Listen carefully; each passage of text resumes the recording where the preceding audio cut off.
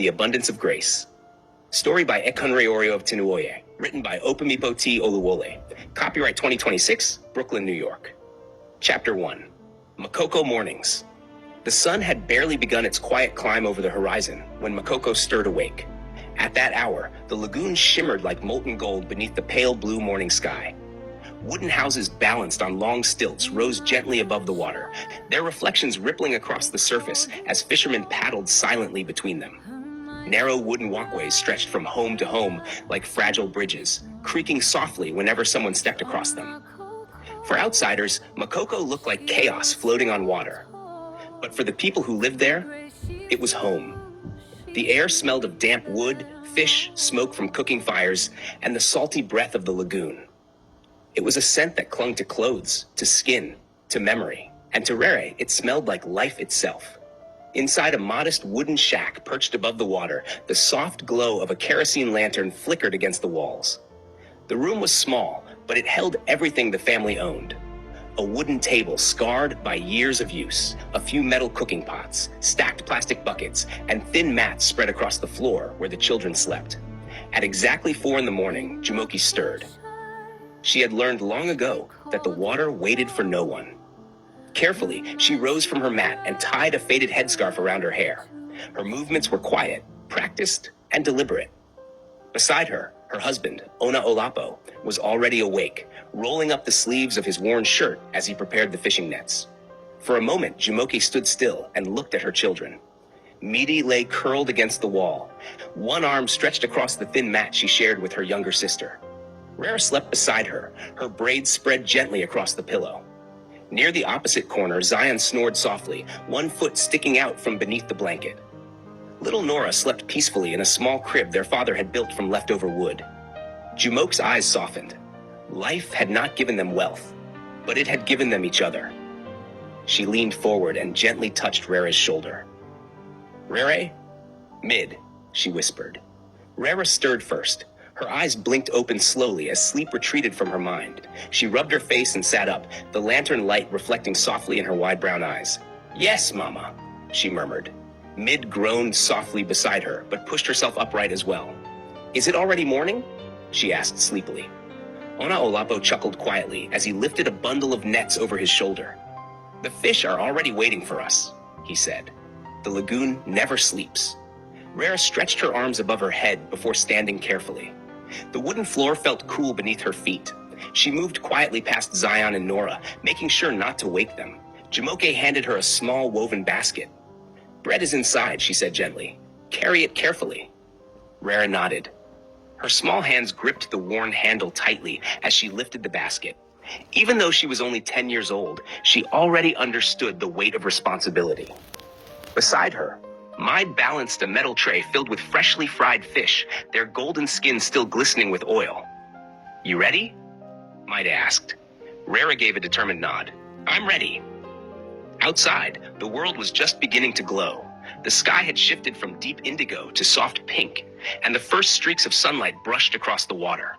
As the girls stepped onto the narrow wooden walkway, the planks creaked beneath their feet.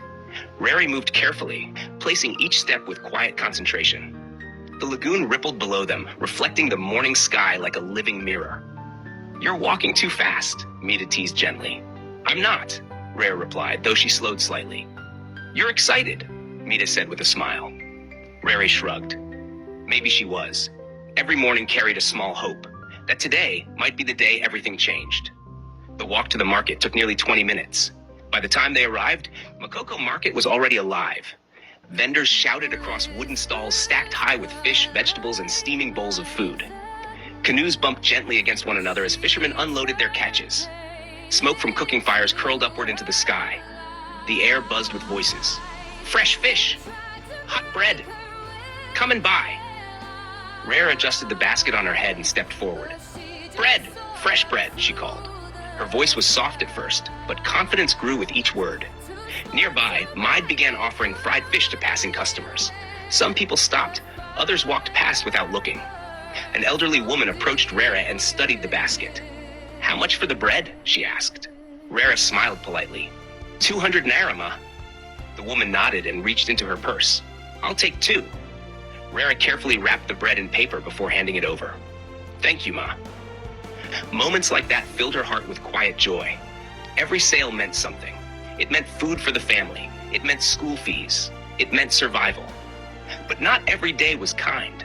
Some mornings passed slowly, with customers ignoring them as if they were invisible. On those days, the basket felt heavier. The hours stretched longer. But Rere never complained.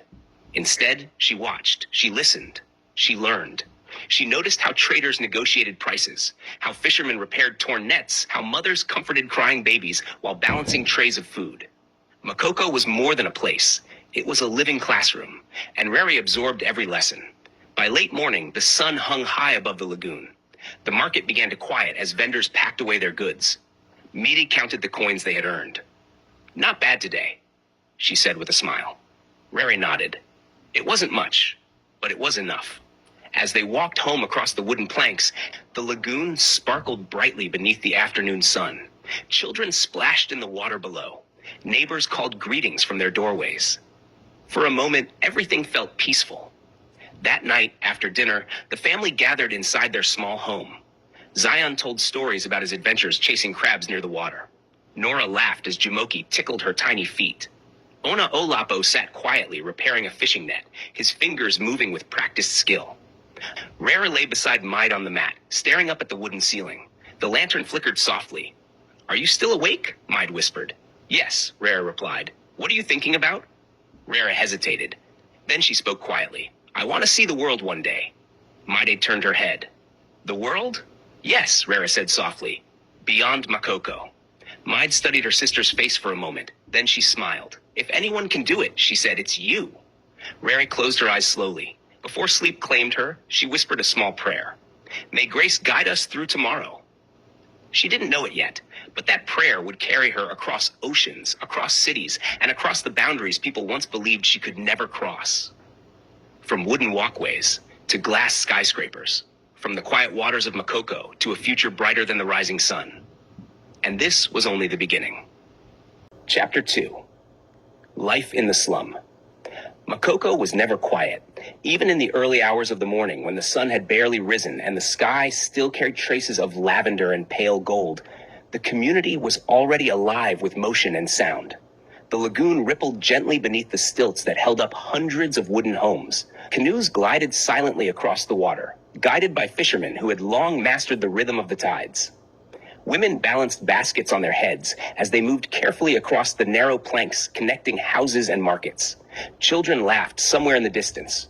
Roosters crowed, and somewhere nearby, a radio crackled with an old Yoruba song. To some people, Makoko was a slum. To those who lived there, it was a world of its own. Rere had never known another home. She had been born above the water, raised among wooden walls and shifting planks, and taught from an early age that life in Makoko demanded resilience. Her parents had never hidden the truth from their children. Life was not easy, but it was honest. And honesty, Ona Olapo often said, was something no one could steal. That morning, the sun climbed higher into the sky as Rere and Mide returned home from the market. The basket of bread was lighter now, and the tray of fried fish carried only a few pieces left. Today was better than yesterday, Mid said as they stepped onto the plank leading to their home. Rara nodded. Yes. Some mornings were worse. Sometimes customers walked past without even looking at them, but today had been kind. Inside their small house, Jumoke was stirring a pot over a small charcoal stove. The smell of boiling rice drifted through the room. You're back, she said, glancing up with a tired but warm smile. How did the market go? Good, Mead answered. She placed the remaining fish on the table. Rere handed the coins they had earned to her mother. Jumoke counted them slowly before nodding with quiet approval. Every coin matters, she said softly. Zion suddenly burst into the room, barefoot and breathless. Mama! Mama! He shouted. There's a big crab outside. Rere laughed. Zion, you say that every day. But this one is different, he insisted. It's this big. He spread his arms wide. Little Nora sat on the floor nearby, clapping her tiny hands as she watched her brother's excitement. Rere knelt beside her and lifted her gently into her arms. You want to see the crab too? She asked. Nora giggled. Moments like these reminded Rere that life, even in Makoko, had its small joys. After breakfast, the children prepared for school. Rere carefully folded her faded uniform and slipped it over her head. The fabric had been worn thin from years of washing, but she treated it with care. Education mattered, even if their home stood on stilts, even if they had to sell bread before sunrise. School was the one place where Rere felt something different. Possibility. The walk to school took nearly 30 minutes. The path wound through narrow walkways and small dirt roads lined with vendors and tiny shops. Women sold roasted corn and akara, while men repaired fishing nets or carved wooden paddles. Everyone knew everyone.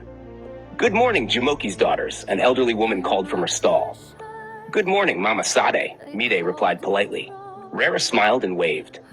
Makoko had its struggles, but it also had something rare: community. People helped each other whenever they could. When someone was sick, neighbors brought food. When a child succeeded in school, the whole street celebrated. But kindness did not stop hardship. Rere understood that too. At school, the classrooms were crowded. Nearly 40 students squeezed into wooden desks that had been repaired more times than anyone could count. The chalkboard at the front of the room carried the faded marks of years of lessons. Yet despite everything, Rere loved learning. She loved the way numbers formed patterns. She loved the way stories opened doors to places she had never seen. Most of all, she loved the quiet moment when a difficult problem suddenly made sense. That day, during mathematics class, the teacher wrote a complex equation on the board. "Who can solve this?" he asked. The classroom fell silent. Students exchanged nervous glances. Rere slowly raised her hand. The teacher nodded. "Come forward." She walked carefully to the front of the room and took the chalk. For a moment, she studied the equation. Then she began writing. Step by step, she worked through the problem. When she finished, the teacher examined the solution. A smile spread across his face. "Correct," he said. Murmurs filled the classroom. Some students looked impressed. Others looked annoyed. One boy in the back whispered loudly enough for others to hear. "Of course she knows it. She thinks she's better than everyone." Rere heard the words, but she didn't respond. Instead, she returned quietly to her seat. After school, as the students walked home, the same boy approached her. "You always want to show off," he muttered. Rere looked at him calmly. "I'm not showing off," she said gently. "I'm just learning." The boy scoffed and walked away. Mai, who had been watching from a distance, caught up to her sister. "You're too nice to them," she said. Rere shrugged. "They're angry," she replied. "Angry people say things they don't mean." Mai shook her head. "You're strange sometimes?" "Maybe," Rere said with a small smile.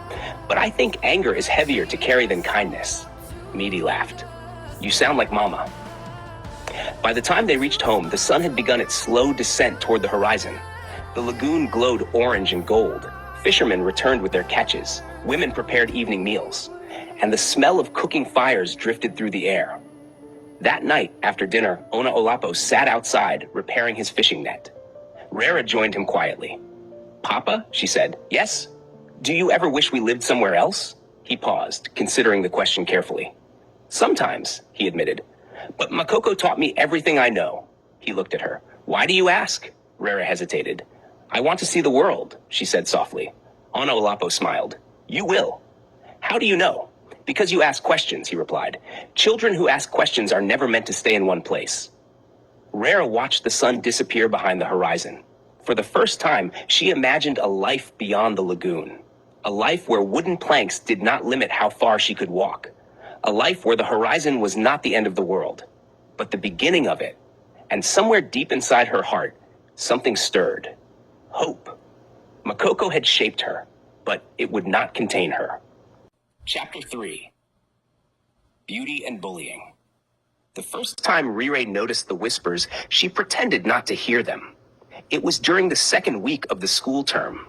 The classroom was crowded as usual, with the midday heat pressing against the wooden walls and the hum of voices filling the air before the teacher arrived. Rere sat near the front of the room, her exercise book open neatly on the desk.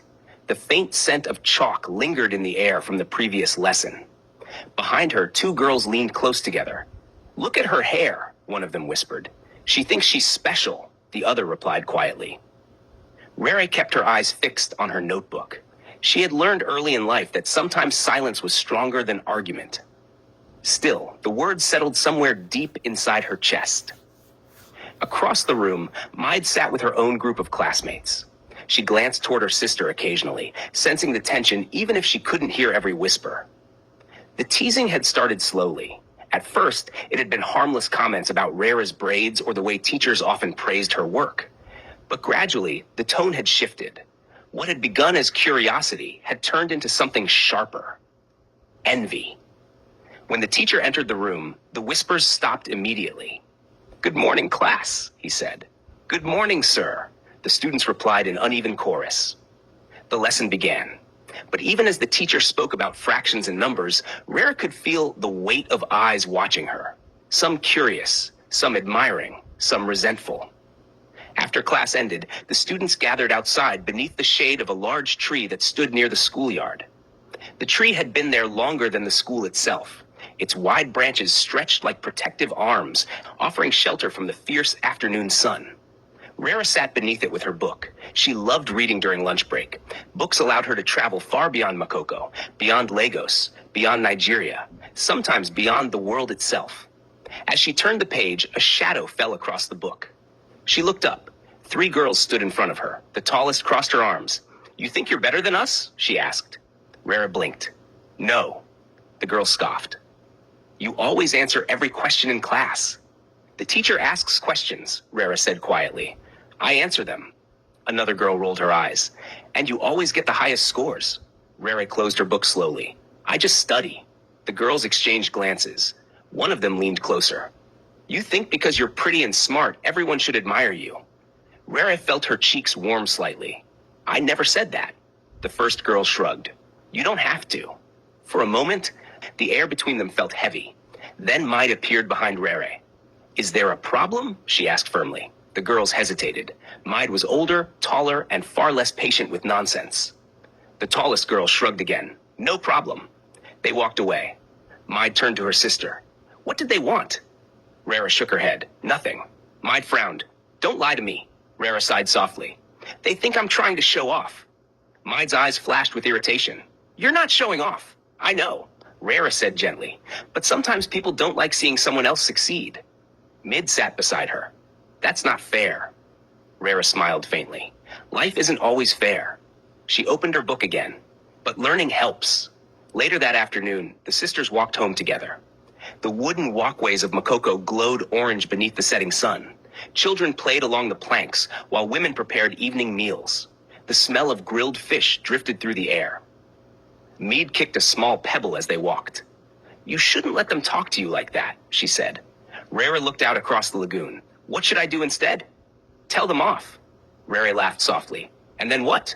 "Then they'll leave you alone. Or they'll hate me more," Rara replied. Maid considered this. "You're too calm sometimes." "Maybe. But anger takes too much energy." They continued walking. After a few minutes, Maid spoke again. "Does it hurt your feelings?" Riri hesitated. "A little," she admitted, "but Mama says something important." "What?" "She says people can only throw stones at a tree that bears fruit." Mita smiled. "I like that." When they reached home, the evening sky had turned deep purple. Inside the small wooden house, Jumoke was preparing dinner, while Olapo repaired his fishing net. "How was school?" Jumoke asked. "Good," Riri said. "Did you learn something new?" "Yes." "What?" Riri thought for a moment. "That people are complicated," Olapo chuckled. "That lesson will follow you your whole life." After dinner, Rara sat near the lantern and began her homework. The flickering light danced across the pages of her notebook. Zion watched her curiously. "Why do you always study?" he asked. "Because I want to understand things," she replied. "What things?" "Everything." Zion thought about this. "Even the stars?" Rara smiled. "Yes." He looked impressed. "Then you'll need a lot of books." "I know." Mid joined them on the mat.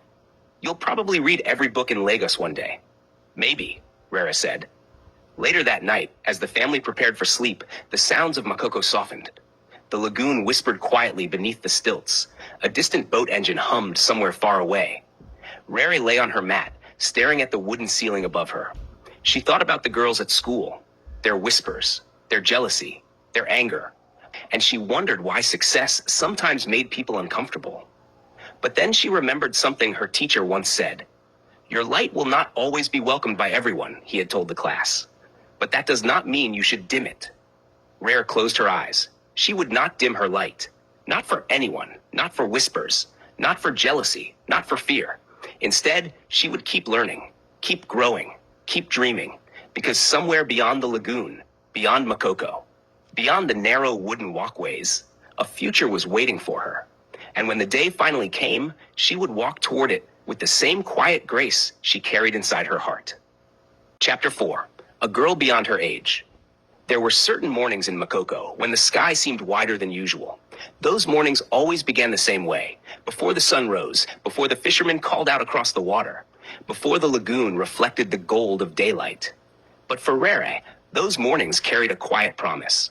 A promise that something more existed beyond the wooden stilts of the community she called home. At 11 years old, Rere had already begun to notice something different about herself. Not in the mirror, not in the way others saw her, but in the way her mind moved. Questions came to her constantly. Questions about numbers, questions about science, questions about the world beyond Lagos. Sometimes she would sit quietly by the lagoon after school, watching the water ripple beneath the wooden homes. The movement of the water fascinated her. Why did the tide change? Why did the fish gather in certain places? Why did the sky change color at sunset? Her mind never stopped searching for answers. One afternoon after school, Rere lingered in the classroom while the other students rushed outside. The classroom had grown quiet, filled only with the soft scratching of chalk against the board as the teacher prepared the next day's lesson. Rere approached him slowly. "Sir?" she said politely. He turned. "Yes, Rere?" She hesitated for a moment before speaking. "I don't understand something." The teacher smiled. "That's why you're here." She pointed to the equation written on the board. "I solved it the way you showed us, but I think there might be another method." The teacher raised an eyebrow with curiosity. "Show me." Rere picked up the chalk. Carefully, she began writing. Step by step, she worked through the problem, explaining her thinking as she went. The teacher watched quietly. When she finished, he leaned back slightly and folded his arms. "Well," he said after a moment, "that is unexpected." Rere looked worried. "Is it wrong?" He shook his head slowly. "No." Then he smiled. "It's brilliant." That evening, when the school staff gathered for their usual meeting, Rere's teacher brought up her name. "She is ahead of the class," he explained. "Far ahead." Another teacher looked skeptical. "She's only 11. "Yes," he said, "but her mind doesn't move like an 11-year-old. The discussion continued for nearly an hour. By the end of the meeting, a decision had been made. Rere would skip a class. When the news reached Rere the following week, she stared at the teacher in disbelief. "Skip? A class?" she repeated. "Yes, but, my friends, you will make new ones," he said gently, "and your mind deserves to be challenged." Rere walked home that afternoon in deep thought. The lagoon shimmered beneath the afternoon sun as children played along the planks. Her feet moved automatically along the familiar path, but her thoughts raced. Skipping a class meant she would move ahead faster than most students her age. Faster than Maid. Faster than her friends. Faster than anyone in the neighborhood. When she arrived home, Jumoke noticed her expression immediately. "What happened?" she asked. Rere set down her school bag. "They want me to skip a class." The room went silent. Midi blinked. "What? They say my grades are too high for my current class." Ona Olapo leaned back slowly in his chair. "That is a good thing," he said. Rere hesitated. "But what if I fail?" Jumoke stepped forward and placed a gentle hand on her daughter's shoulder. "You will not fail." "How do you know?" "Because God does not give people gifts for them to hide." Rere considered her mother's words carefully. "But it will be harder." Jumoke smiled. "Hard things build strong people." That night, Rere studied longer than usual. The lantern flickered beside her as she turned the pages of her books. Mathematics, science, English. She read everything she could, not because someone told her to, but because learning felt like opening doors. Each new idea revealed another world, another possibility, another future. Weeks passed. Rere adapted quickly to her new class, but the challenges continued. Soon after skipping one class, the teachers began noticing something even more unusual. Rere was still ahead, far ahead. Her scores remained perfect. Her questions grew deeper. Her understanding grew faster. One afternoon, the head teacher called her into his office. He sat behind a desk covered in papers and exam results. "Rere," he said, adjusting his glasses, "do you enjoy learning?" "Yes, sir." Do you find your current lessons difficult? She hesitated. A little. The head teacher studied her carefully. What if I told you that you could skip 2 more classes? Rare's eyes widened. 2? Yes. She sat quietly for several seconds. That would mean you would reach secondary school earlier than most students. The idea felt enormous, almost impossible. Rere walked home that afternoon in silence. The wooden planks creaked beneath her feet as the lagoon shimmered below. Her mind was full of questions. Could she really do it? Was she ready? What if people laughed? When she reached home, Maid noticed her immediately. You look like someone stole your fish, she joked. Rere sat down beside her. They want me to skip 2 more classes. Maid blinked. 2? Yes. Maid stared at her for a moment. Then she laughed. You're going to become the youngest student in Lagos. Rere smiled nervously. I'm scared. Maid nudged her gently. You're always scared before you do something amazing. Later that night, Onaolapo sat beside his daughter outside their home. The moon reflected softly across the lagoon. Are you afraid? He asked. A little. That means you care. He pointed toward the horizon. Look out there. Rere followed his finger. Do you see where the water meets the sky? Yes. That place always looks like the end of the world, he said. But if you travel far enough, you discover it's only the beginning. Rere thought about that as she prepared for bed. Maybe Makoko was not the end of her story. Maybe it was the beginning. And maybe her mind, her curiosity, was the boat that would carry her beyond the horizon. Chapter 5. Dreams of More. The lantern burned low that night. Its small flame flickered against the wooden walls of the house, casting long shadows that danced gently with every movement of air drifting in from the lagoon. Most of Makoko had already settled into the quiet rhythm of sleep. The fishermen who had returned from the water rested their tired muscles, while mothers prepared for another early morning. But inside the small house belonging to Onaolapo and Jumoki, one person remained awake. Rere. She sat cross-legged on the mat near the lantern, her schoolbook spread carefully around her. A mathematics textbook lay open in front of her. Beside it sat an old biology notebook she had borrowed from a teacher who believed strongly in her potential. The pages were worn and slightly torn, but to Rere they felt like treasures. She traced a diagram of the human heart with her finger. Left ventricle, right ventricle, she whispered softly to herself. The words felt powerful. The human body fascinated her. How could something so complex exist inside every person? How could the heart beat thousands of times every day without anyone telling it to? Questions filled her mind constantly, and she loved them. Behind her, the gentle breathing of her siblings filled the room. Zion slept with one arm stretched across his mat, his blanket tangled around his legs. Little Nora lay curled beside Jumoki, her tiny chest rising and falling peacefully. Me, however, was not asleep. She turned over and looked toward the lantern light. You're still studying? She murmured. Rere didn't look up. Yes. What time is it? Late. Maid sat up slowly and rubbed her eyes. You've been studying every night this week. Rere finally looked up. I need to. Maid frowned slightly. For JAMB? Rere nodded. The Joint Admissions and Matriculation Board exam had become the center of her world. Passing it would change everything. Not just for her entire family. But preparing for it was not easy. The textbooks required for the exam were difficult to find in Makoko, and the few she had managed to borrow were already years old. Still, she studied them with determination. Every equation, every diagram, every paragraph. Maid stretched and moved closer to the lantern. You know something, she said softly. What? You're the only person I know who studies like this. Rere smiled faintly. I'm not the only one. In Makoko? Yes. Where? In the future, Rere replied. Mid laughed quietly. You talk like Mama sometimes. At that moment, Jumoki stirred from her sleep. Her eyes opened slowly as she noticed the light still burning. Rere, she said gently. Yes, Mama? You should rest. I will soon. Jumoki sat up and watched her daughter for a moment. The lantern light illuminated Rere's focused face. She saw the determination there. The same determination she had seen in her husband when he paddled his canoe through rough waters. Come here, Jumoki said softly. Rere crawled closer. Jumoki placed a hand on her daughter's cheek. You study harder than anyone I know. Rere lowered her eyes. I want to pass the exam. I know. Jumoki smiled gently. But remember something. What? You are not carrying this dream alone. Rere looked up. You carry it with us. The words settled warmly in her chest.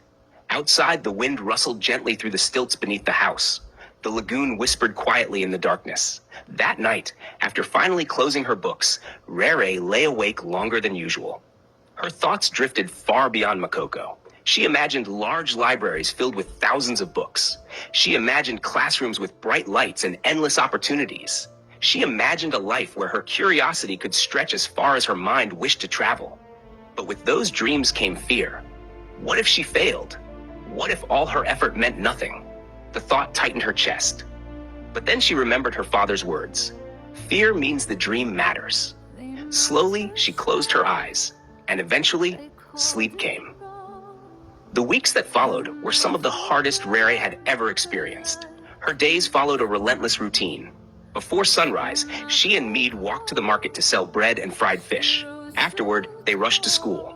When classes ended, Rere often stayed behind to ask teachers questions or borrow extra books. Then she returned home to help with chores. And finally, late at night, she studied by lantern light. Sometimes exhaustion crept into her bones, but she never allowed herself to stop.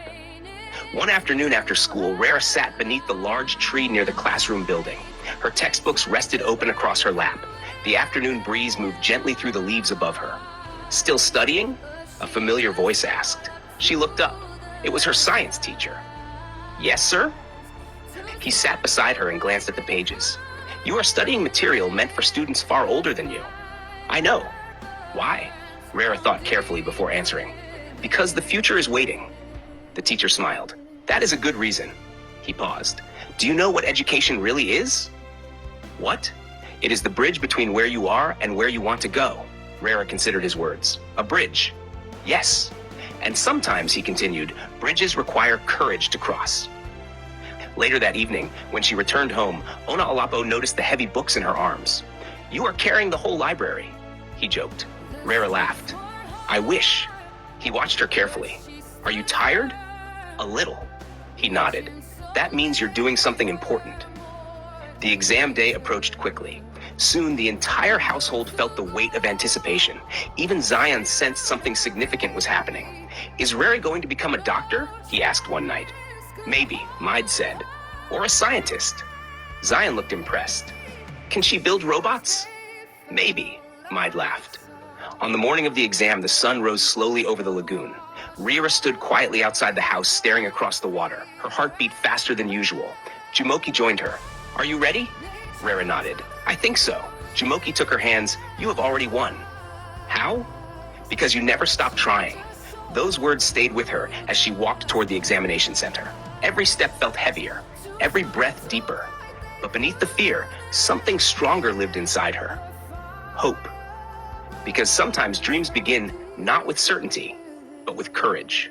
Chapter 6. Breaking Barriers. The morning the results were released began like any other morning in Makoko. The lagoon shimmered under the rising sun, and fishermen called out to one another as their canoes glided across the water.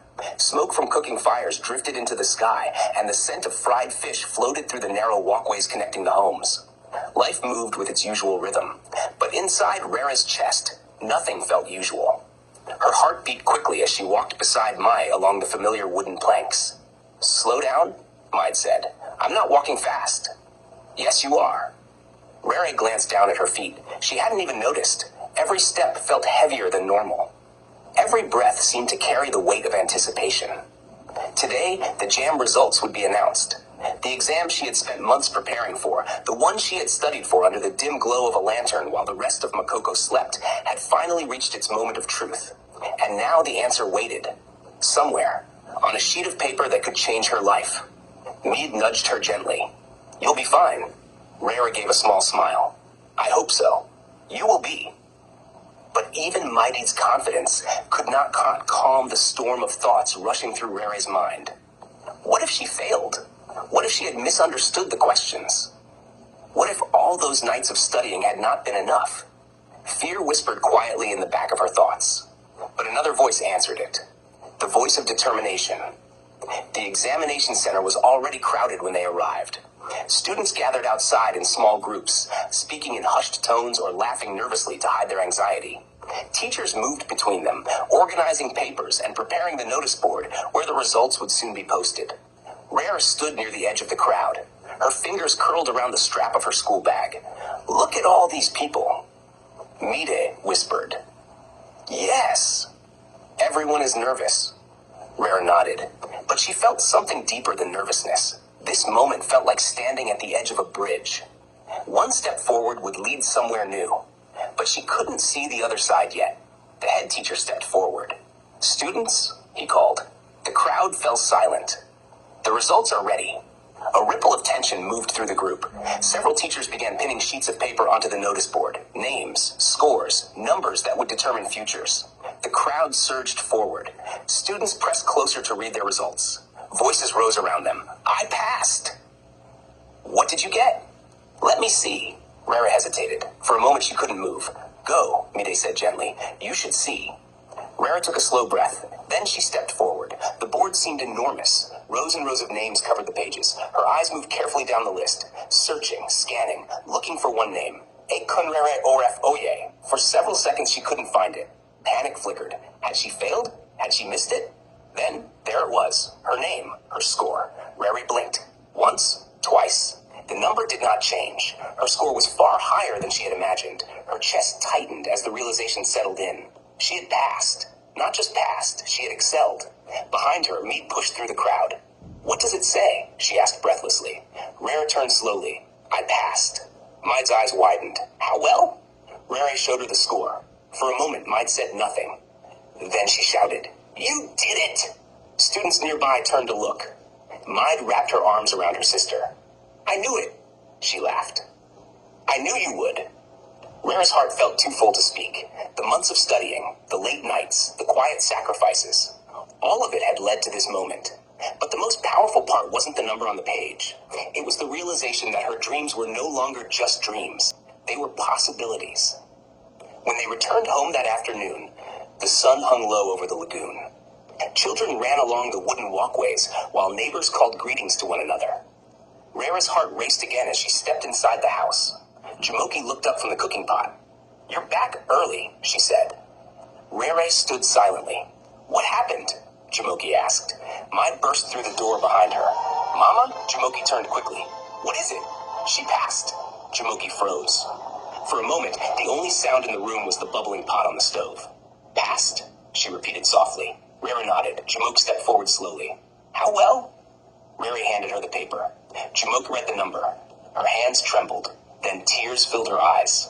"My child," she whispered. She pulled Rare into a tight embrace. "I knew God had something special for you."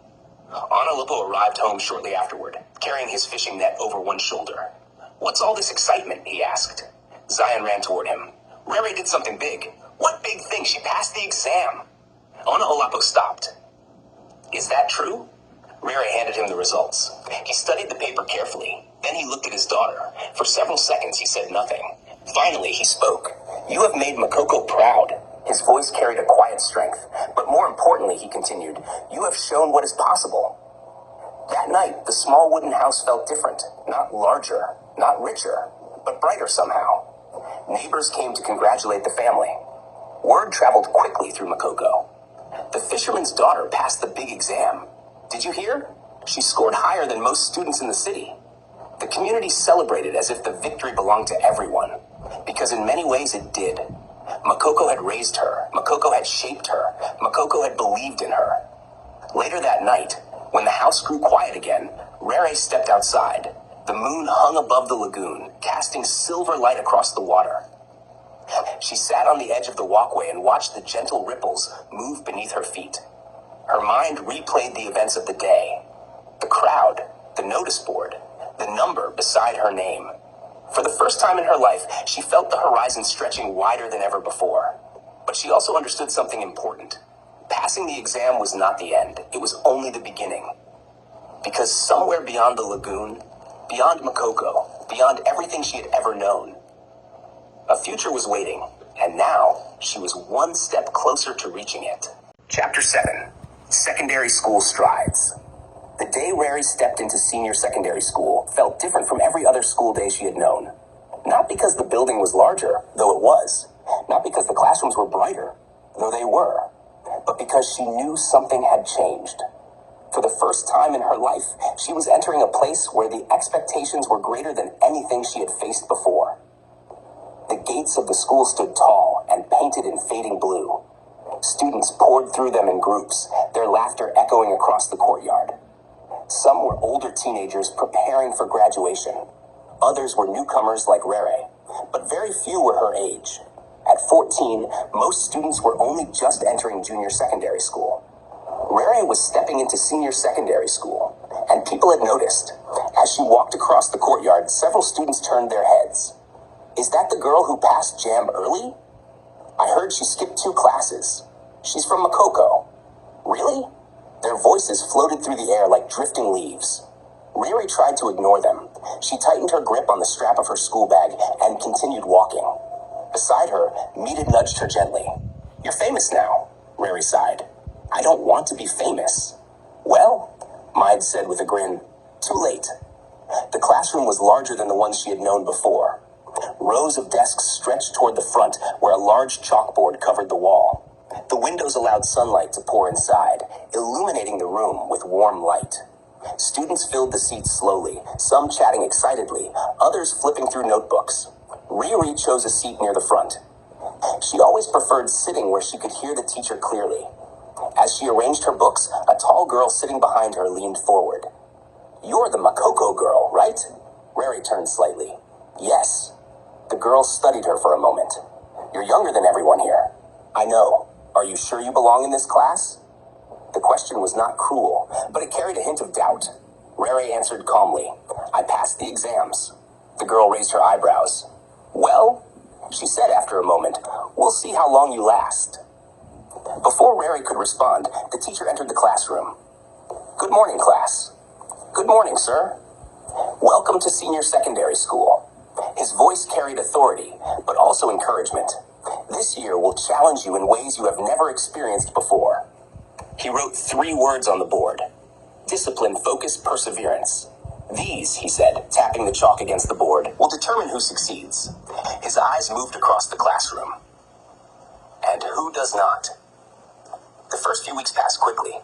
The lessons were more demanding than anything Riri had studied before. Mathematics problems stretched across entire pages. Chemistry formulas required careful memorization. Physics introduced ideas that felt both exciting and overwhelming. But Riri loved every moment. She approached each subject with the same quiet determination she had carried throughout her life. Every night she studied. Every day she asked questions. Every challenge became another opportunity to learn. Not everyone appreciated her enthusiasm. Some students admired her dedication. Others grew frustrated. One afternoon during a group assignment, a boy slammed his notebook shut. "This is impossible," he groaned. "It's not impossible," Rara said gently. He looked at her with irritation. "Of course you would say that." "Why?" "Because you're the genius." Rari shook her head. "I'm not a genius. Then how do you always understand everything?" She thought for a moment. "I don't." The boy frowned. "Yes, you do." "No," she replied calmly. "I just keep trying until it makes sense." The boy stared at her. Then he slowly reopened his notebook. "Fine, explain it again." Moments like that became common. Students who had once doubted her began asking for help. At first, it felt strange, but Rare never refused. She understood something important. Knowledge grew stronger when shared. One afternoon after school, several students gathered around her desk. "Can you explain this equation again?" one asked. "And the chemistry formula?" another added. Rary smiled. "Of course." She spent nearly an hour helping them. When the classroom finally emptied, one student lingered behind. "You know," the girl said thoughtfully, "most people who are that smart become arrogant." Rary tilted her head slightly. "Why?" "Because they know they're better." Rara closed her notebook. "I don't think anyone is better." The girl looked surprised. "Then why do you study so much?" Rara paused before answering. "Because I want to understand the world." That evening, as she walked home along the familiar wooden planks of Makoko, the sunset painted the sky with brilliant shades of orange and purple. Children splashed in the lagoon below. Fishermen pulled their nets from the water. and the scent of cooking fires drifted through the air. Rare stopped for a moment and looked out across the water. Senior secondary school had opened new doors, new subjects, new ideas, new possibilities. But it had also brought new pressure. Teachers expected excellence, students watched her closely, and the path ahead seemed longer than ever before. When she reached home, Jumoke greeted her with a warm smile. "How was school today?" "Good." "What did you learn?" "Physics." Jumoke laughed softly. "That sounds difficult." "It is. Do you understand it?" "Not yet." Jumoke raised an eyebrow. "Yet?" Rare nodded. "I will." Later that night, as the lantern flickered beside her books, Rare worked through another physics problem. The numbers blurred for a moment as exhaustion crept into her mind, but she pushed forward, because somewhere deep inside her heart, she knew something. This journey was only beginning. Senior secondary school was not the destination. It was a stepping stone. Beyond it lay something even greater. Something she could not fully see yet, but she could feel it, like the pull of the tide beneath the lagoon, like the horizon calling from far beyond Makoko. And with every lesson she learned, every problem she solved, every challenge she faced, she moved closer to it. Chapter 8, A Gift of Opportunity. The day the opportunity arrived began like any other ordinary day. The morning sun rose slowly over Makoko, spreading soft golden light across the lagoon. Fishermen called to each other as their canoes cut through the calm water, while women balanced baskets on their heads as they walked along the narrow wooden planks. For most people, it was simply another day of work, another day of survival. But for Rere, it would become one of the most important days of her life. The classroom buzzed with quiet conversation as students prepared for their morning lesson. Books rustled, chairs scraped softly against the floor, and the faint smell of chalk lingered in the warm air. Rere sat near the front as usual. Her notebook was already open, her pencil resting neatly along the margin. She had spent the previous evening reviewing the material for the day's lesson, and her mind felt ready, sharp and eager. Across the room, a few students whispered while glancing in her direction. They had grown used to her presence now. At first, she had been the girl from Makoko, the one who skipped grades, the one who always answered questions. But over time, something had changed. Many of them had come to respect her. Some had even begun asking her for help. Still, a quiet distance remained. Rere had learned to accept that. When the teacher entered the room, the students immediately fell silent. "Good morning, class," he said. "Good morning, sir." He placed his books on the desk and began writing the day's lesson on the board. The chalk moved quickly, forming complex equations and scientific terms across the dark surface. Rera followed every movement carefully. She loved the feeling of understanding something new. It felt like discovering a hidden door. As the lesson continued, the teacher occasionally paused to ask questions. Each time, Rera's hand rose calmly, not to show off, but because the answers lived naturally in her mind. After the lesson ended, the bell rang sharply. Students gathered their books and began leaving the classroom. Rera packed her notebook slowly.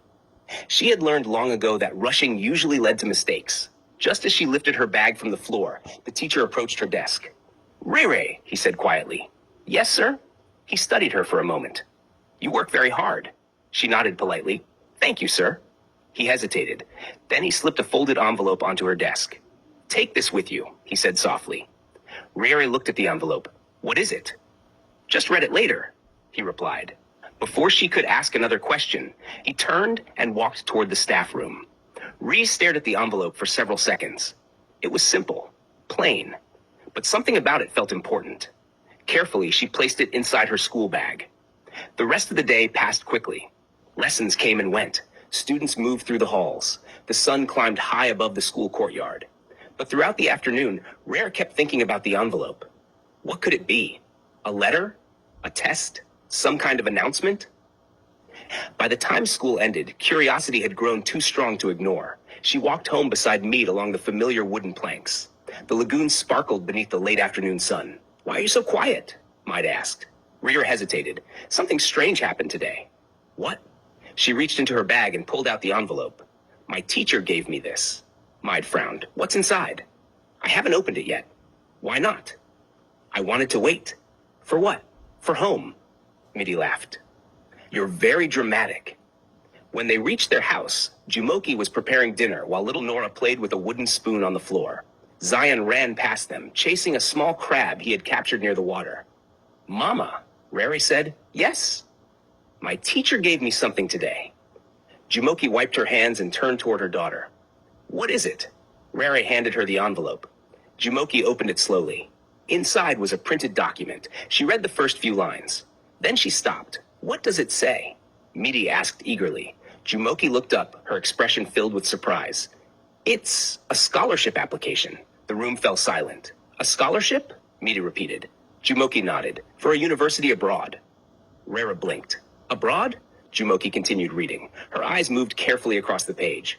Finally, she spoke again. "It says here, Mohammed bin Rashid University of Medicine and Health Sciences."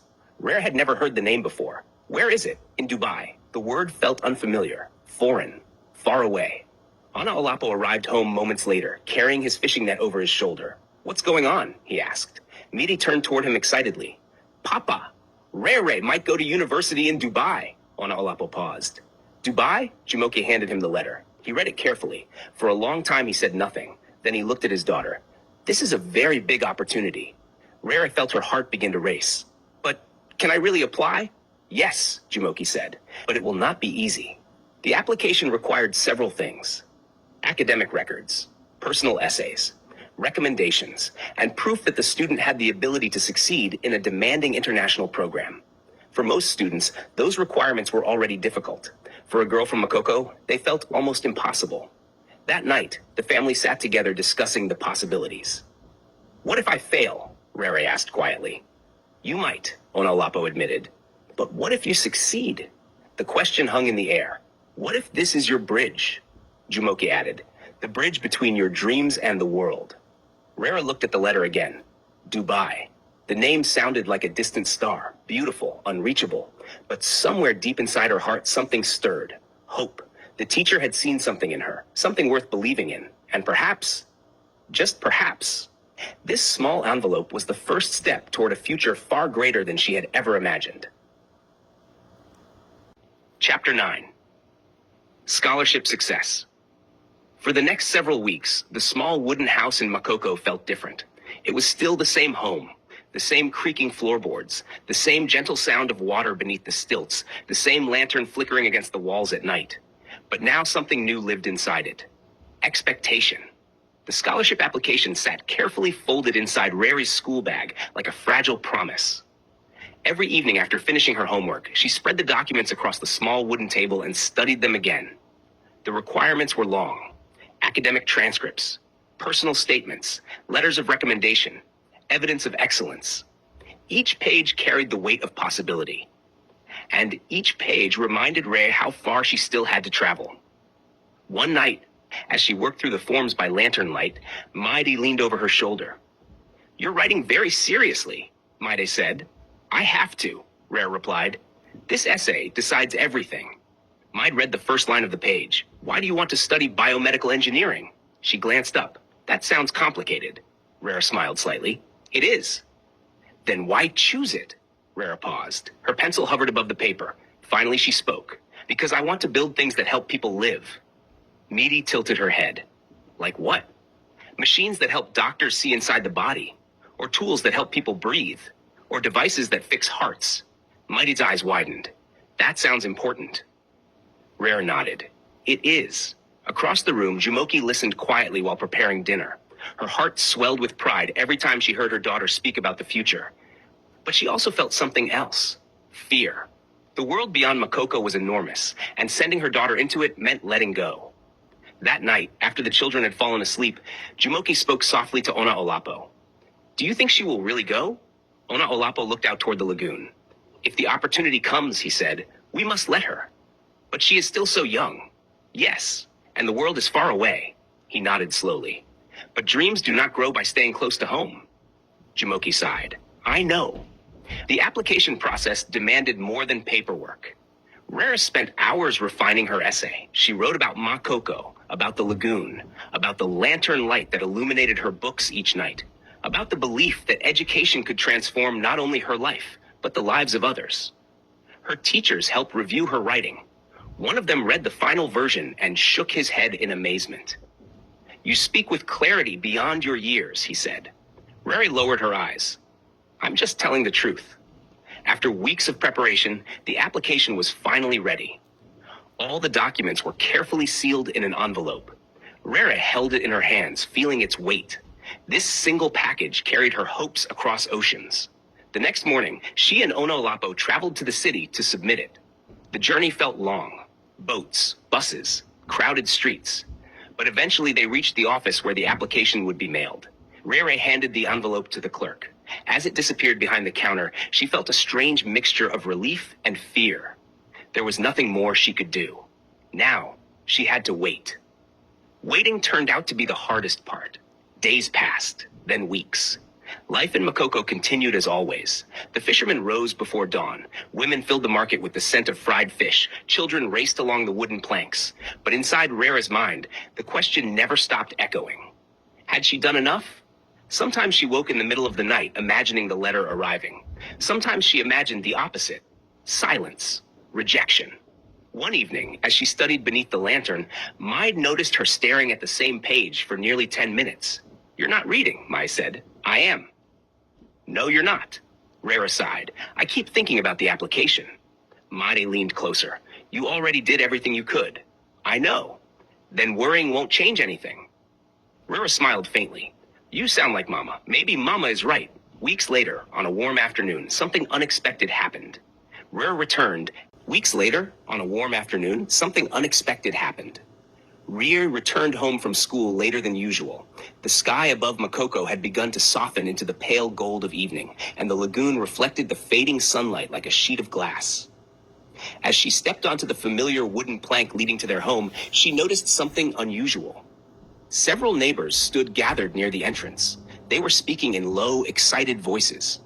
The moment they saw her, the murmuring stopped.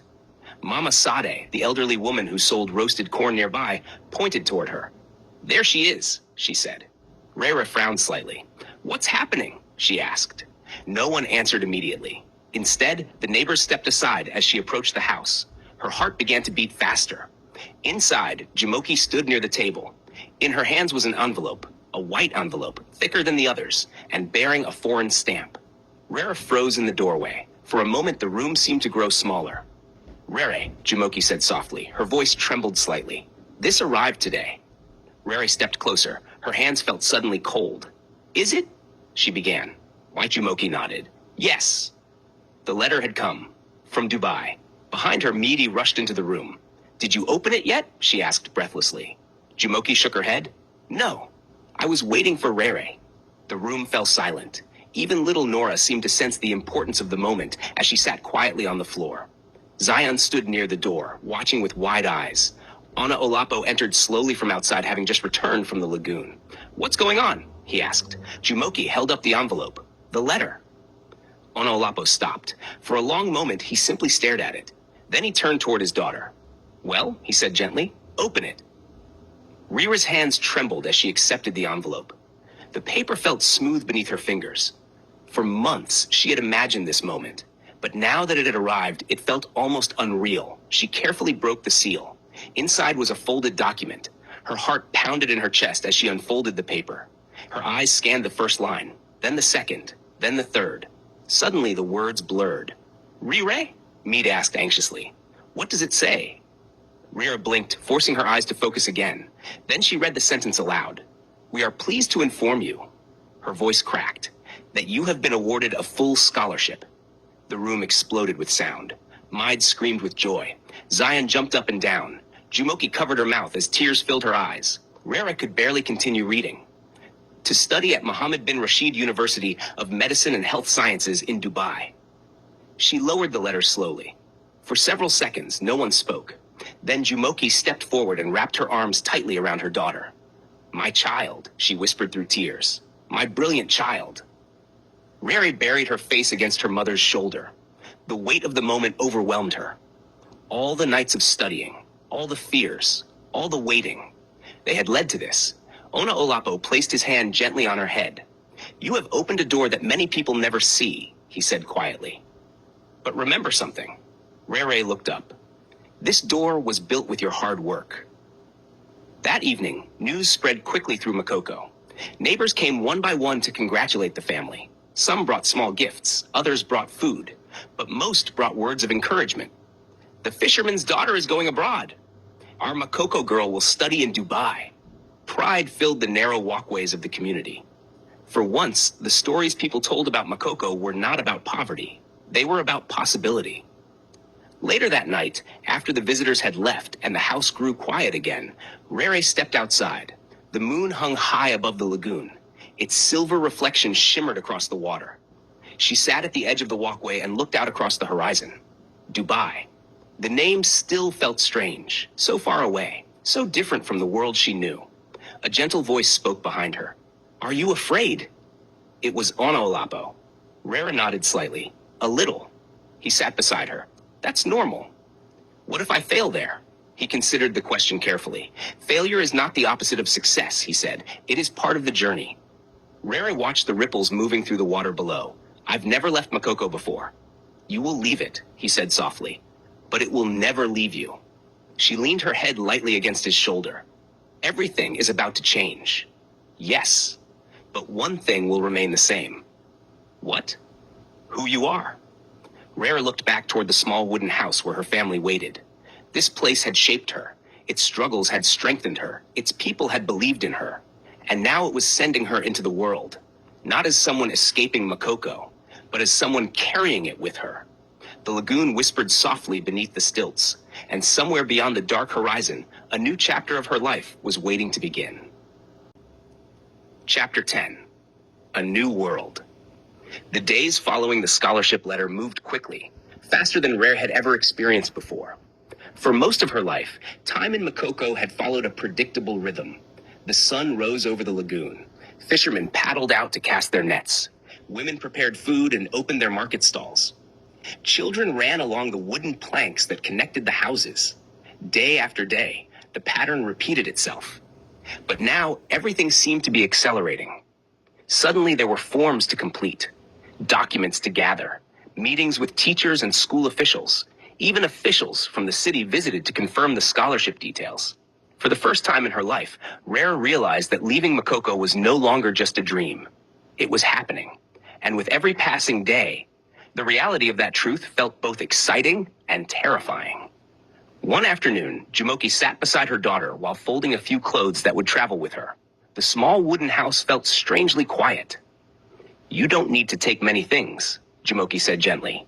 "The university will provide most of what you need." Rere nodded. Her small suitcase sat open beside them on the floor. Inside were a few carefully folded dresses, some notebooks, and a pair of sandals. It felt strange packing her life into something so small.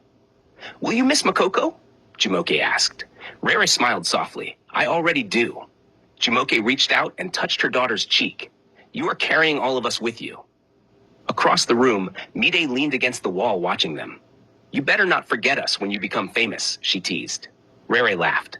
"That will never happen. People change when they leave home. I won't." Mide studied her sister's face for a moment. Then she smiled. "I know." Outside, neighbors gathered frequently to check on the family. Some brought food. Others simply came to offer encouragement. Makoko had always been a community that celebrated its own, and Rere's success belonged to everyone. One evening, Mama Sade stood outside the house, shaking her head in amazement. "Imagine," she said, "a girl from our lagoon flying across the world." The day of departure arrived sooner than anyone expected. Early that morning, the sky above Makoko glowed pale blue as the sun began its slow rise. The lagoon shimmered softly beneath the stilts. Rere stood quietly outside her home.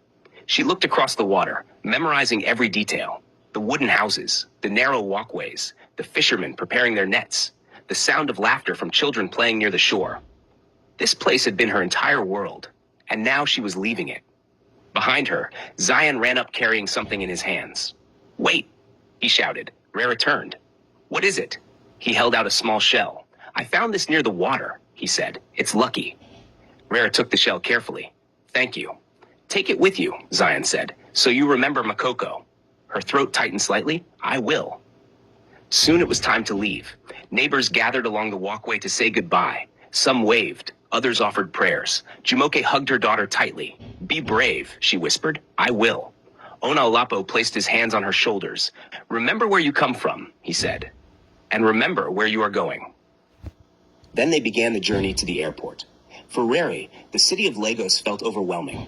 Cars filled the streets. Tall buildings rose high above the roads. People rushed past in every direction. It was louder than Makoko. Faster. More crowded. But the airport was even more astonishing. Rere had never seen anything like it. Large glass walls reflected the bright sunlight. Announcements echoed across the halls. People from many different countries walked past carrying suitcases. For a moment, she felt very small. "This is where your plane will leave from," a university representative explained. Rare nodded slowly. When the airplane finally appeared through the large windows, her heart jumped. It was enormous, far larger than any boat she had ever seen. "You're really going to fly in that?" Midi asked. Rare laughed nervously. "I think so." The final goodbye came quickly. Jumoke hugged her again. "Call us when you arrive." "I will." Onaolapo spoke quietly. "You are ready for this journey." Rere wasn't entirely sure that was true, but she nodded anyway. Then she walked toward the boarding gate. Each step felt heavier than the last. When she finally took her seat on the airplane, she pressed her forehead lightly against the window. The runway stretched far into the distance. The engines roared to life. And suddenly the ground began to move. As the plane lifted into the sky, Lagos shrank below her. The coastline curved gently along the ocean. The lagoon grew smaller and smaller. Makoko disappeared into the distance. For the first time in her life, Rere was truly leaving home. Hours later, when the plane descended toward Dubai, the view from the window took her breath away. The city glittered beneath the night sky. Skyscrapers stretched high into the air like towers of glass and light. Roads curved through the desert like glowing rivers. Everything looked futuristic, shining, almost unreal. When she stepped outside the airport, the warm desert air brushed against her skin. The buildings surrounding her seemed impossibly tall. Cars moved smoothly along wide roads, and everywhere she looked, lights sparkled against the dark sky.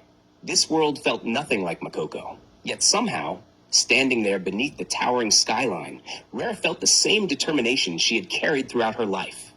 The lagoon had shaped her. The lantern light had guided her studies. The wooden walkways had taught her balance. And now, those lessons would carry her forward. Because the journey that began in a small house above the water had just entered an entirely new world. Chapter 11. Biomedical Brilliance. The first weeks in Dubai felt like stepping into a dream.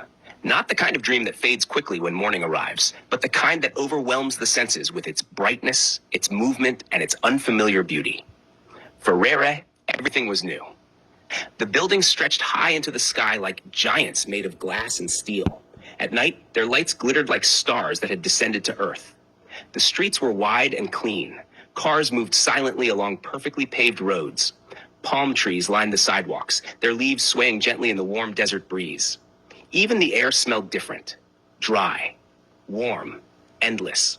It was nothing like the humid breath of the lagoon back home in Makoko. During her first week at Mohammed bin Rashid University of Medicine and Health Sciences, Rere walked through the campus with wide eyes. The buildings were modern and bright, filled with laboratories, lecture halls, and libraries larger than any she had imagined. Students from many different countries moved through the hallways. Some spoke Arabic, others spoke English, French, Hindi, and languages Rere had never heard before.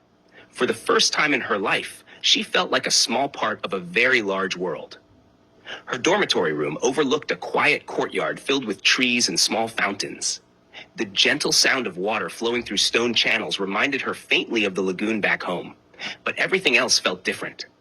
Her roommate, a girl from Jordan named Layla, greeted her warmly on the first evening. "You're the student from Nigeria, right?" Layla asked with a smile. "Yes," Rere replied. "I'm Layla." "I'm Rere." Layla helped her unpack the few belongings she had brought. "You must feel very far from home," she said. Rere nodded. "A little." "But you'll get used to it," Layla added. Rere hoped she was right. The first lecture arrived sooner than expected. The auditorium was enormous, filled with rows of seats rising toward the back of the room like steps in a grand theater. When the professor entered, the room fell silent. "Welcome to biomedical engineering," he said. His voice echoed slightly through the hall. "This field sits at the intersection of medicine, biology, and engineering." He paused and scanned the room. "You are here because you have shown exceptional academic ability, but ability alone is not enough." Rary leaned forward slightly. "This program demands discipline, curiosity, and resilience." Then he wrote 3 words on the board: innovation, precision, responsibility. "These," he said, tapping the chalk against the board, "define the work we do." As the lecture continued, diagrams of complex machines and medical systems appeared on the large screen. Artificial heart valves, imaging systems, robotic surgical tools. Rare felt her heart race with excitement. This was the world she had imagined during those long nights of studying by lantern light. But excitement quickly gave way to challenge. The coursework was far more difficult than anything she had studied before. Physics equations stretched across multiple pages. Computer simulations required hours of practice. Laboratory experiments demanded precision and patience. Some nights, exhaustion crept into her bones. One evening, as she stared at a complicated formula on her laptop, she buried her face in her hands. "I don't understand this," she muttered. Layla glanced over from her desk. "Which part?" "All of it." Layla walked over and looked at the screen. "Oh," she said. "That one is difficult." "You understand it?" "A little." "Can you explain?" They spent the next hour working through the problem together. When the solution finally appeared, Rary leaned back in relief. "Thank you." Layla smiled. "That's what roommates are for." Moments like that became common. The program demanded collaboration as much as individual effort. Students studied together late into the night, sharing ideas and helping each other overcome obstacles. Slowly, Rary adapted. Her mind sharpened. Her confidence grew. And her professors began to notice something remarkable. One afternoon in the laboratory, the class was tasked with designing a prototype for a device that could assist doctors in monitoring heart rhythms.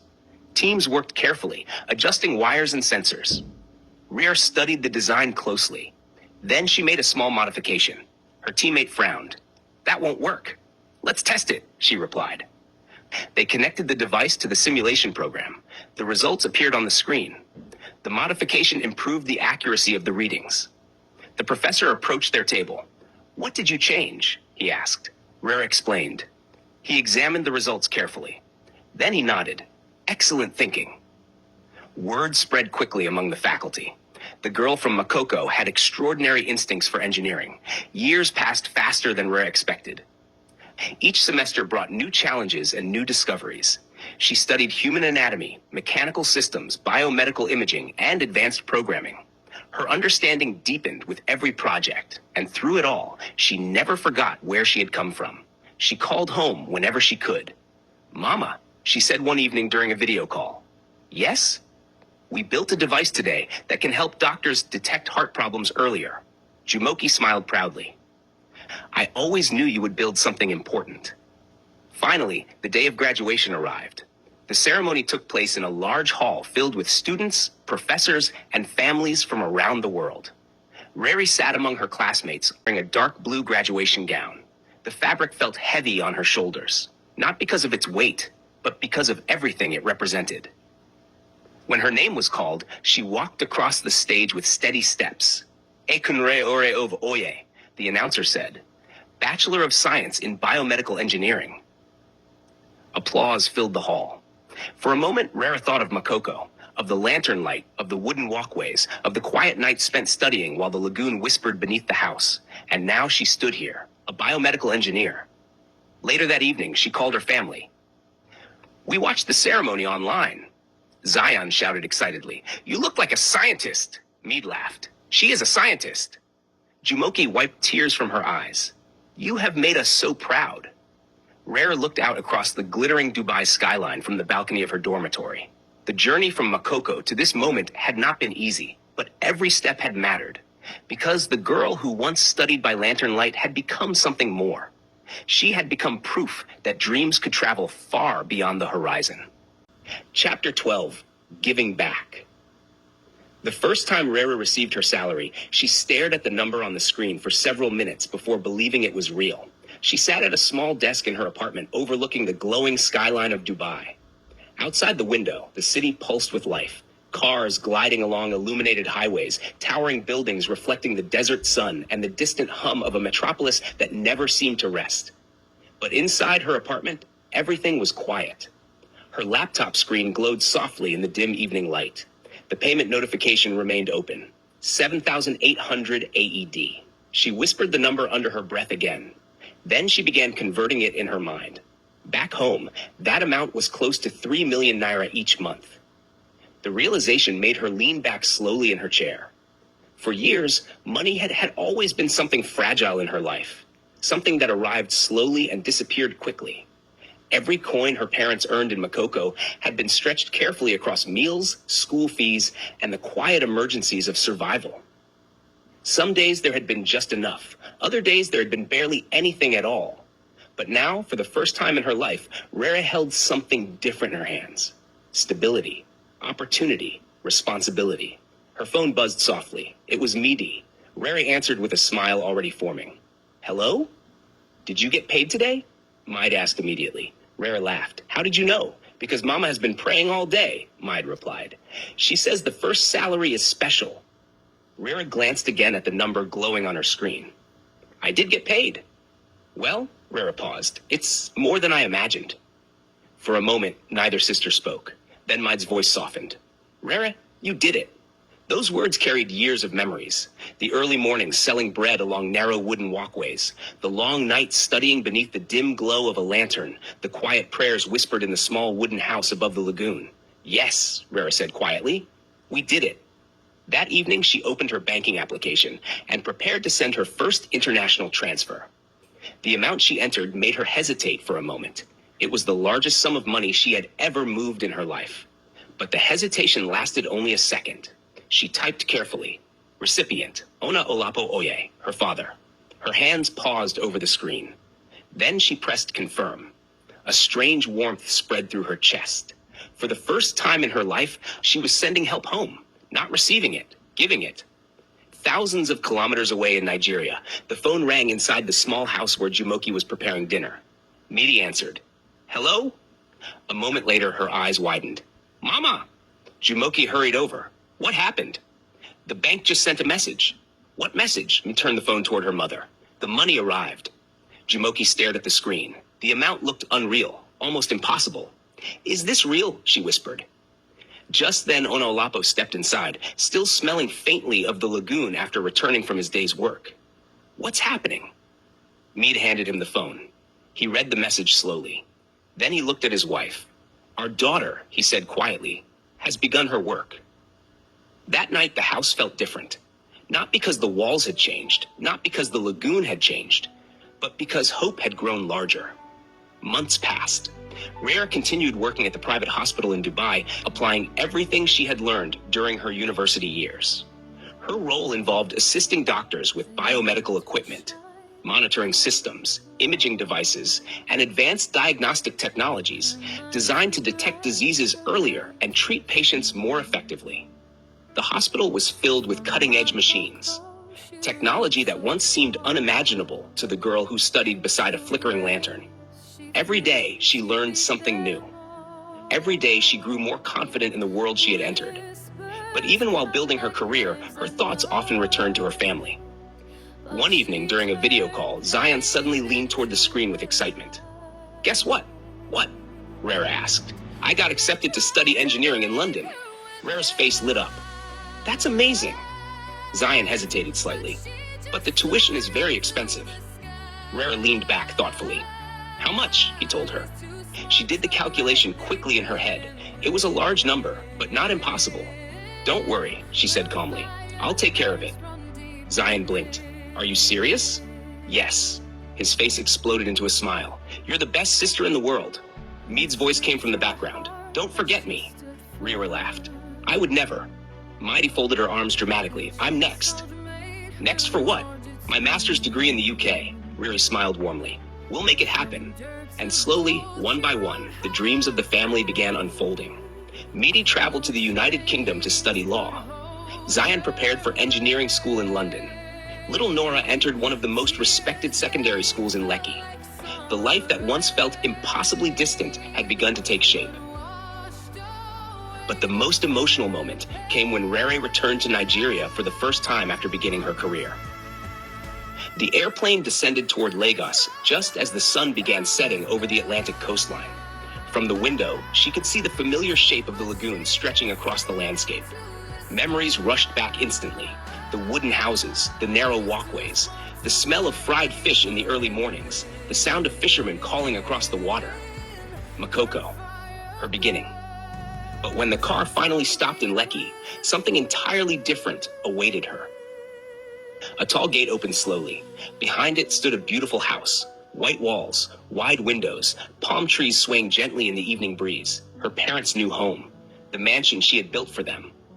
Jumoke stood in the doorway.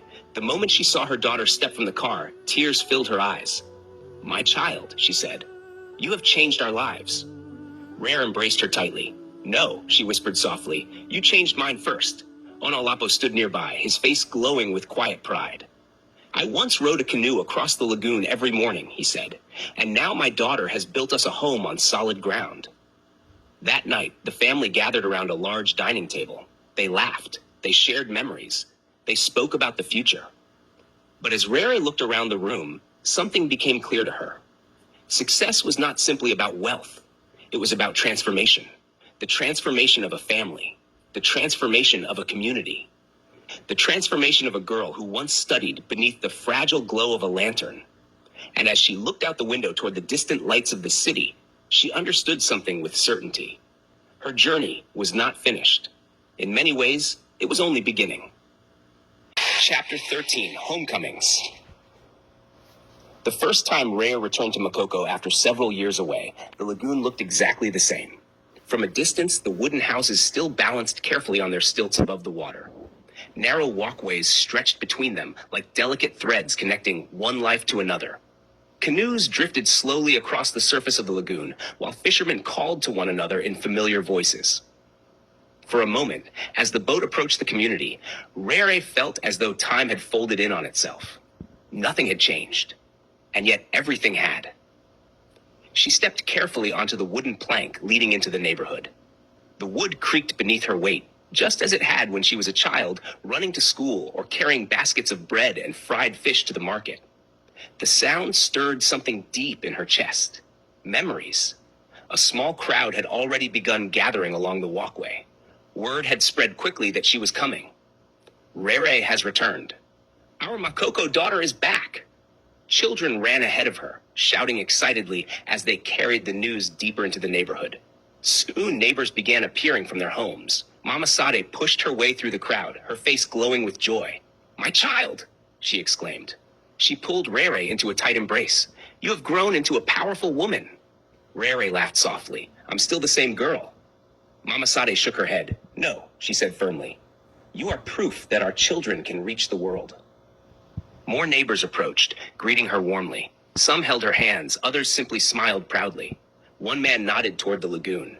"You left on those waters," he said, "and you came back stronger." Rere walked slowly through the narrow pathways of the community. Each corner carried memories. The small stall where she and Meade had once sold bread and fried fish before sunrise. The old wooden platform where children gathered after school. The classroom building where teachers first recognized her extraordinary curiosity. Nothing had been forgotten. But as she continued walking, she noticed something else. The buildings looked older, more worn. Some wooden walls had begun to rot from years of exposure to the water. Children still ran barefoot along the planks, and many families still struggled to meet basic needs. Her heart tightened slightly.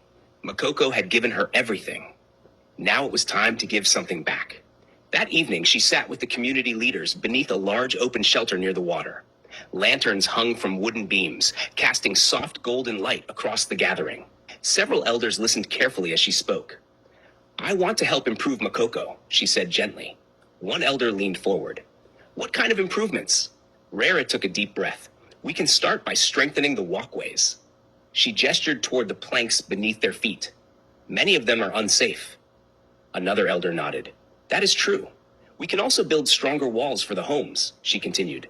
"Brick foundations will last longer than wood alone." The group exchanged thoughtful glances.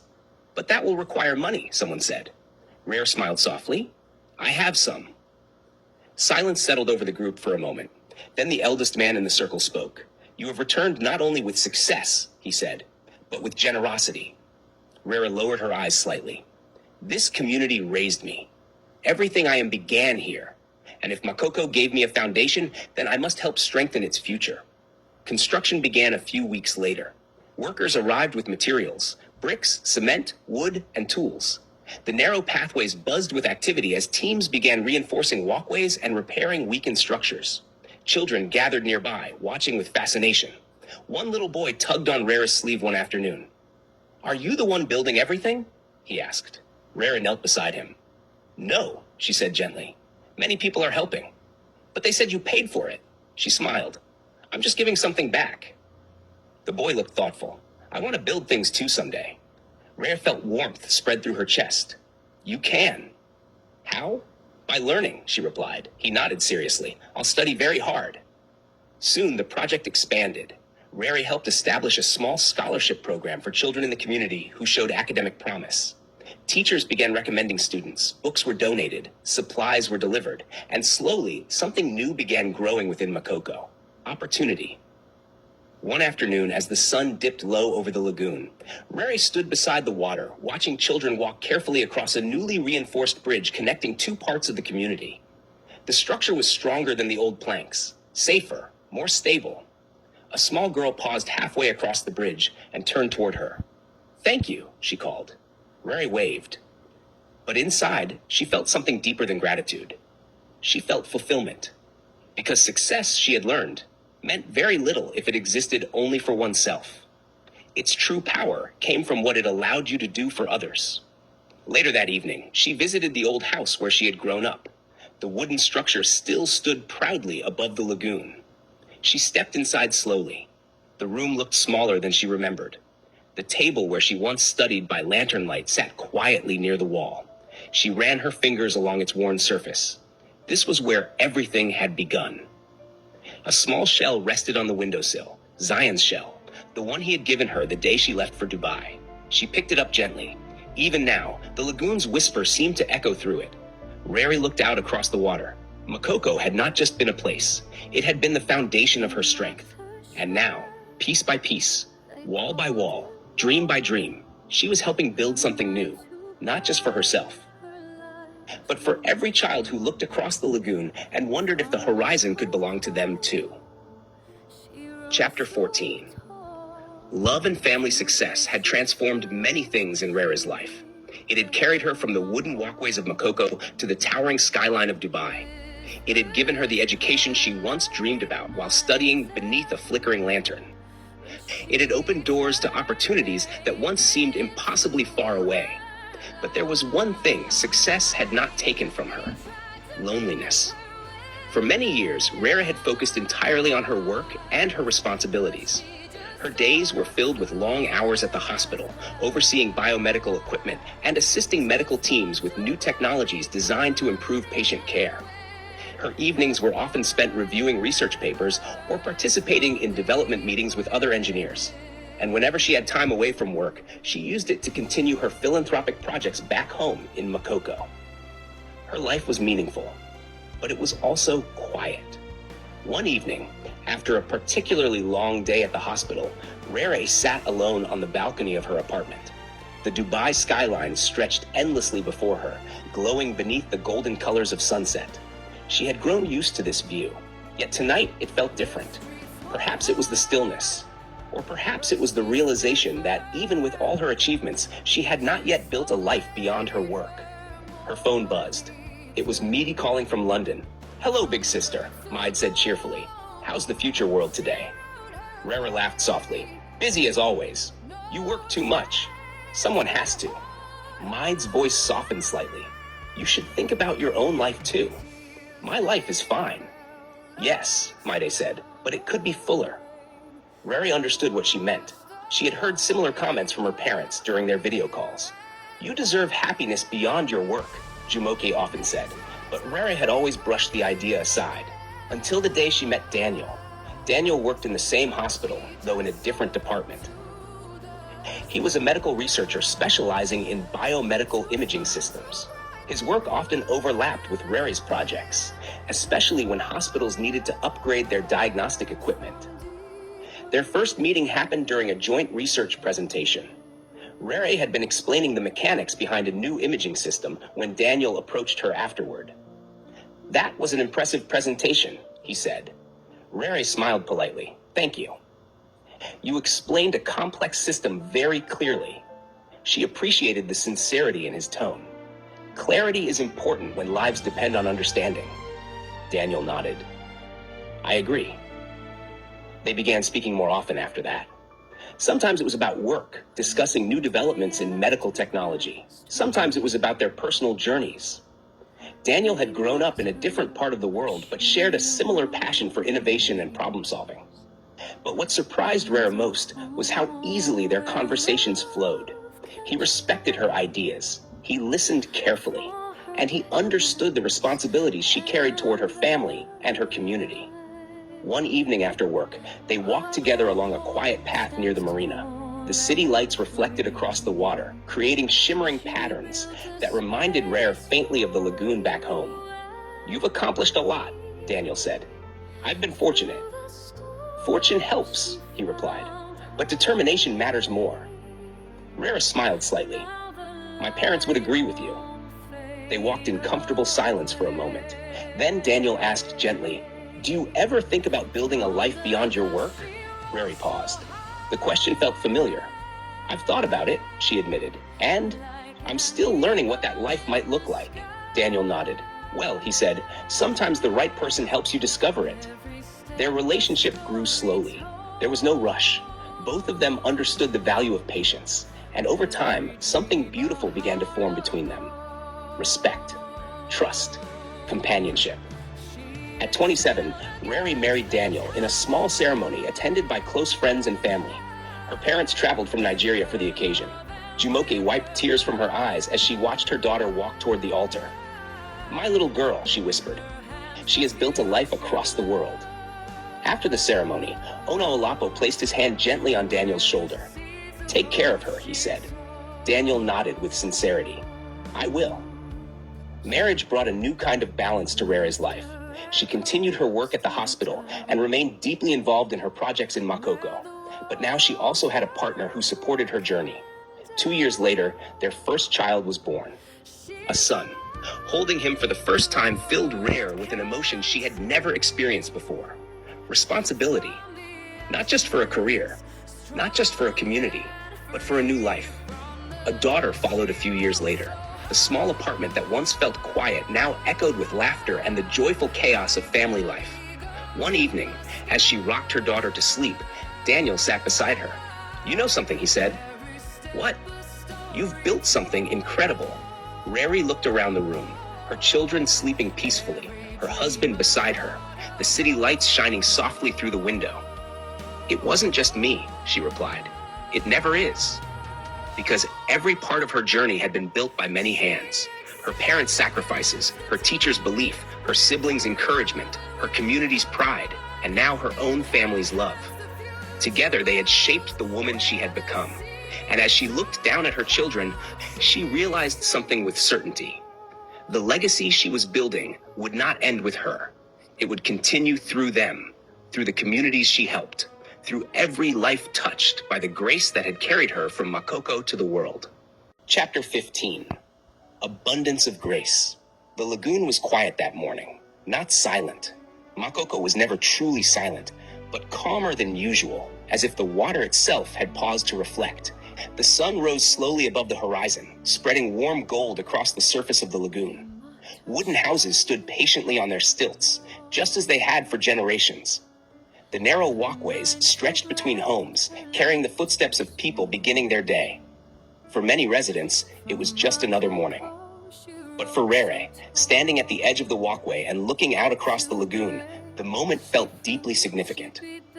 She had returned once again. Not as the girl who once ran along these planks carrying baskets of bread and fried fish before sunrise. Not as the teenager who studied beneath the fragile glow of lantern light, hoping an opportunity would someday find her. But as a woman who had crossed oceans and built a life far beyond the horizon. Yet somehow, standing here again, she felt exactly as she always had. Grounded, connected, grateful. A group of children ran past her laughing, their feet tapping quickly against the wooden boards. One little girl slowed as she noticed Rara standing there. "Are you the one who built the new school?" she asked curiously. Rara knelt slightly, so their eyes met. "I helped," she said gently. The girl's eyes sparkled with excitement. "My teacher says you used to live here." "I did." "And you went very far away." "Yes." The girl thought about this carefully. Then she asked the question Rara had heard many times before. "How?" Rara smiled softly. "By learning." The girl nodded thoughtfully and ran off to rejoin her friends. Moments like that reminded Rara why she continued returning to Makoko year after year. The projects she had started had grown steadily. New classrooms had been built. Scholarship programs now supported students who showed promise but lacked financial resources. Walkways had been reinforced to make them safer. Community health programs had been introduced. Even small technology centers had been established where children could learn computer skills and connect with the wider world. Each project began with the same simple belief: opportunity should not depend on where a child is born. That afternoon, Rara walked through one of the new learning centers near the edge of the community. Rows of computers lined the walls. Students sat quietly, focused on their screens while a teacher guided them through lessons. One boy stood up nervously when he noticed her. "Good afternoon, Ma." "Good afternoon," she replied warmly. "What are you learning today?" "Programming." Rara smiled. "That's a powerful skill." The boy straightened proudly. "I want to become an engineer." Her heart warmed instantly. That's a wonderful goal. Outside the building, the lagoon stretched endlessly toward the horizon, the same horizon she had stared at as a child. The same horizon she had wondered about while studying beneath lantern light. Back then, the distance between Makoko and the rest of the world had seemed enormous, almost impossible. But now she understood something she hadn't known as a girl. The horizon had never been a barrier. It had always been an invitation. Later that evening, she sat with her parents in the garden of their home in Lekki. The house stood strong and beautiful beneath the soft glow of evening lights. Palm trees swayed gently in the warm breeze. Zion and Midi were visiting, their voices filling the air with laughter and memories. Nora, now older and confident in her own ambitions, spoke excitedly about her future plans. "I want to study medicine," she said. Riri smiled proudly. "You will do very well." Jumoke watched her children with quiet satisfaction. "You have all grown so much," she said softly. Ona Olapo leaned back in his chair. "When we lived in Makoko," he said thoughtfully, "I could never have imagined this moment." He turned his gaze toward his daughter, but she saw it long before we did. Rara shook her head gently. "I didn't see everything," she replied. "I just believed there was more beyond the lagoon." Mid laughed. "And you were right." As night settled across the city, the conversation slowly softened into comfortable silence.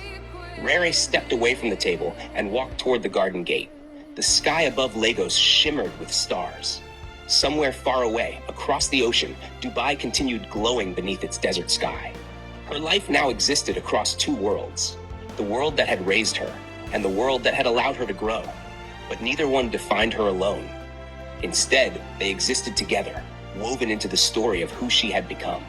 She closed her eyes for a moment and listened to the distant sounds of the city. Cars moving along quiet roads, voices drifting through nearby streets, the steady rhythm of life continuing forward. When she opened her eyes again, she felt something deep and peaceful inside her heart. Contentment. Not because her journey had been easy, not because success had come without sacrifice, but because every step of the path had carried meaning.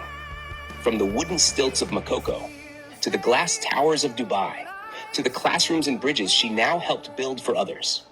Her life had become exactly what her name promised, Ekunrere Orereov, the abundance of grace. And as she looked toward the horizon once more, she knew something with certainty.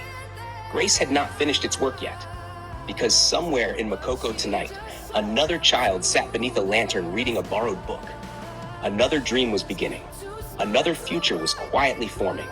And one day, that child would stand at the edge of the lagoon and realize what Rere had discovered long ago, that even the smallest beginning can carry the power to reach the world. End note. Ekunrere Oreov. Jasmine Tinuoye is the writer's niece who resides in Nigeria. She is not from a poor background or family. She is 7 years old presently, and she narrated the story you have just heard on a cool afternoon during a video call with the author. Everyone in this story shares the same names as members of her family in the real world.